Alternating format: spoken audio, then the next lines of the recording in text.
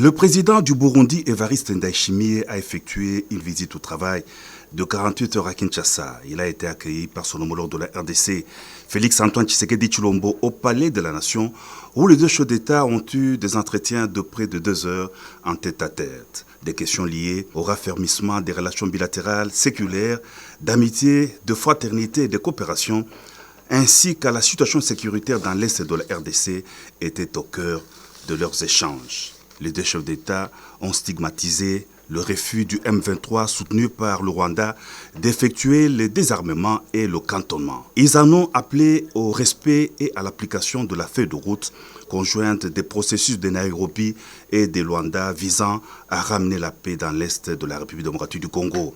Au chapitre de la coopération bilatérale, le vice-premier ministre et ministre de la Défense Jean-Pierre Bemba et le ministre burundais de la Défense Alain Tribert Mutabazi ont signé les protocoles d'accord dans le domaine de la défense et la sécurité en présence de deux chefs d'État. Lancés officiellement le 19 août, les travaux du premier conclave du génie scientifique congolais se sont clôturés le mardi 29 août 2023 au chapiteau du Palais du Peuple. Comme à l'ouverture, le chef de l'État, Félix-Antoine Tshisekedi Tshilombo, a présidé personnellement la cérémonie de clôture de ces assises organisées par le ministère de la Recherche scientifique et Innovation technologique. La présence du président de la République au premier conclave du génie scientifique congolais qui a permis d'identifier les inventions et innovations des jeunes talents congolais a été saluée à juste titre par le président du Conseil scientifique national, Pius Mpiana, et le ministre de la Recherche scientifique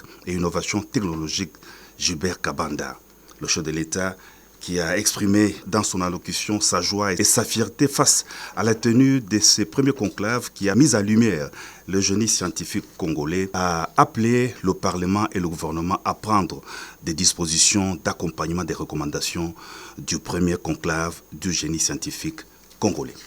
Excellente relation bilatérale entre la République démocratique du Congo et les Émirats arabes unis, la Belgique, les Pays-Bas, la Norvège, dont les ambassadeurs extraordinaires et plénipotentiaires ont présenté tour à tour le jeudi 31 août leur lettre de créance au président de la République Félix-Antoine Tshisekedi Tshilombo.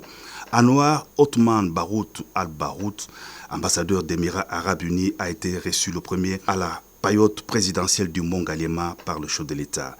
Il est détenteur d'un master d'études stratégiques et de sécurité et d'un autre master en sciences de gestion ainsi que d'une licence en sciences politiques.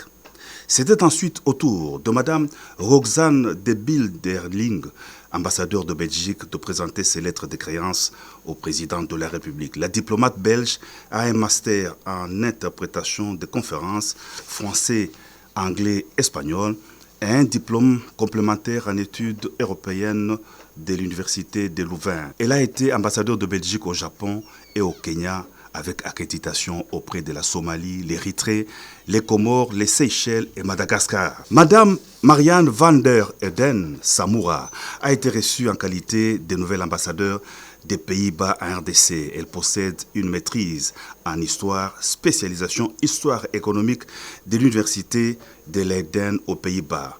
Entrée au ministère néerlandais des Affaires étrangères en 1998, elle a été en poste en Afrique du Sud, au Bangladesh, en Géorgie, au Thaïlande et en Tunisie. L'ambassadeur de Norvège, Molster Holt, a clôturé la série des audiences auprès du président de la République.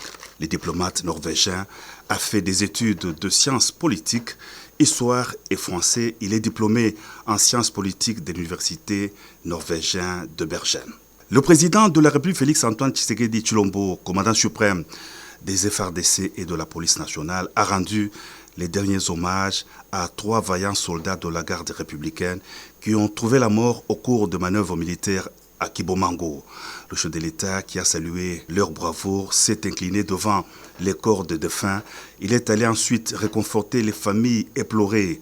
Ces 3 éléments de la garde républicaine, le premier sergent-major Kachama Ngoma, le sergent-major Kisangi Zalamwana et le caporal Lokange Atumudioni faisaient tous partie du 17e régiment de la GR.